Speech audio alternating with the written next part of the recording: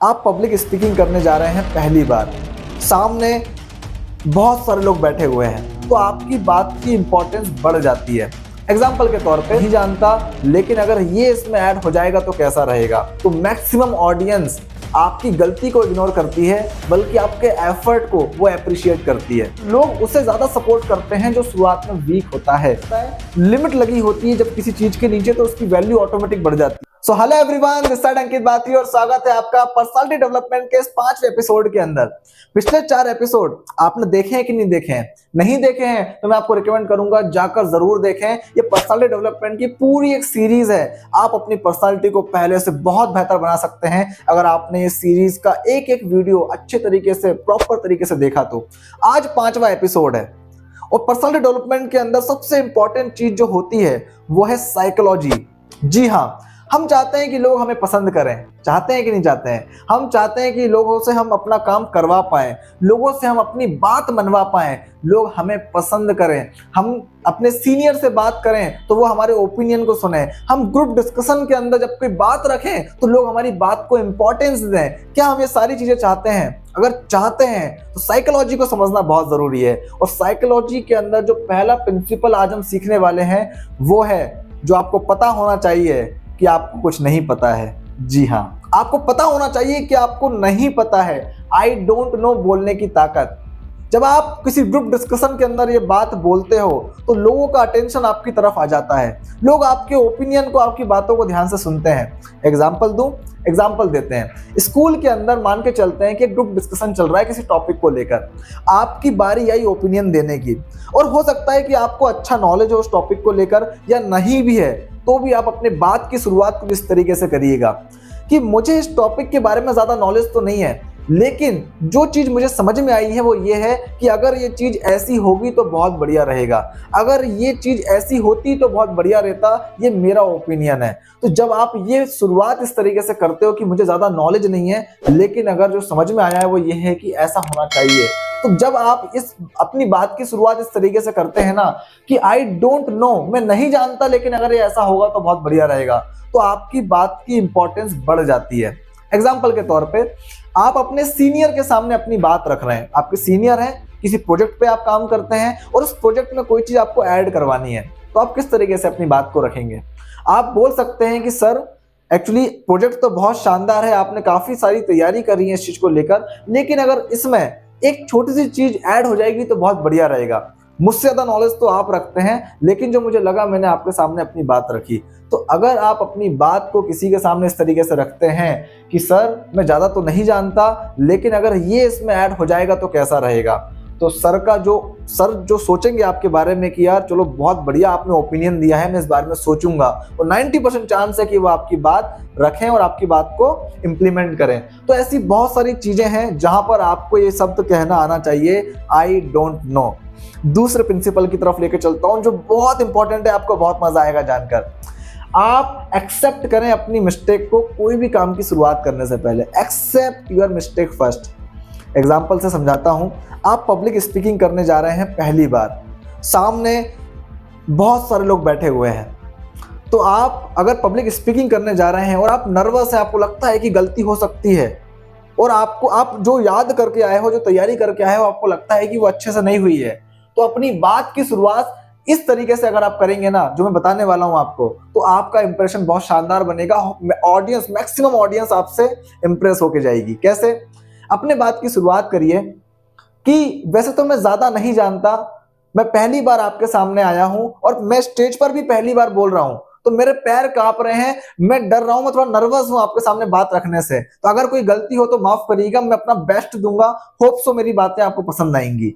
अगर आप इस तरीके से अपनी बात की शुरुआत करते हैं तो मैक्सिमम ऑडियंस आपकी गलती को इग्नोर करती है, बल्कि आपके एफर्ट को वो अप्रिशिएट करती है। कभी भी आप ट्राई कर लीजिएगा। आपका डांस परफॉर्मेंस है, आप बोल दीजिए कि मैं पहली बार स्टेज पे डांस परफॉर्मेंस करने जा रहा हूं, थोड़ा नर्वस हूं, हो सकता है कुछ गलती हो जाए तो माफ करिएगा, लेकिन मैं अपना बेस्ट दूंगा।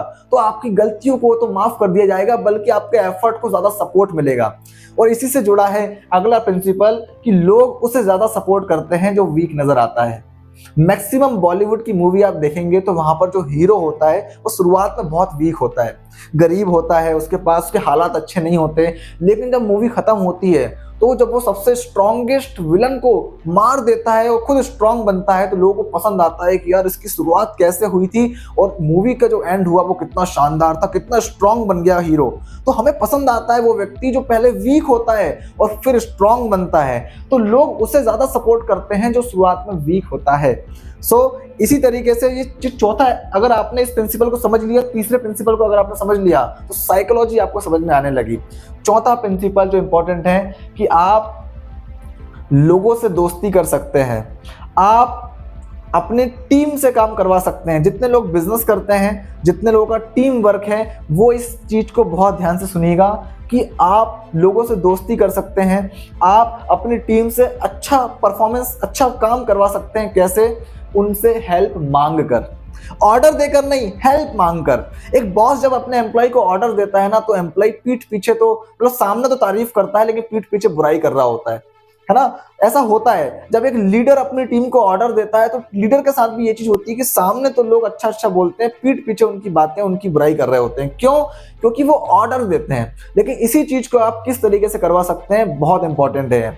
फॉर एग्जाम्पल, आप अपनी टीम के लीडर हैं, आपने अपनी टीम के किसी भी व्यक्ति से एक बात बोली, जूनियर से बात बोली कि आप मेरी इस काम में मदद कर सकते हैं क्या? मुझे लगता है कि आप कर पाओगे, इसलिए मैं आपसे बात बोल रहा हूं। आप सीनियर हैं, आप ऑर्डर दे सकते थे, लेकिन फिर भी आपने क्या बोला, क्या आप मेरी इस काम में मदद कर सकते हैं?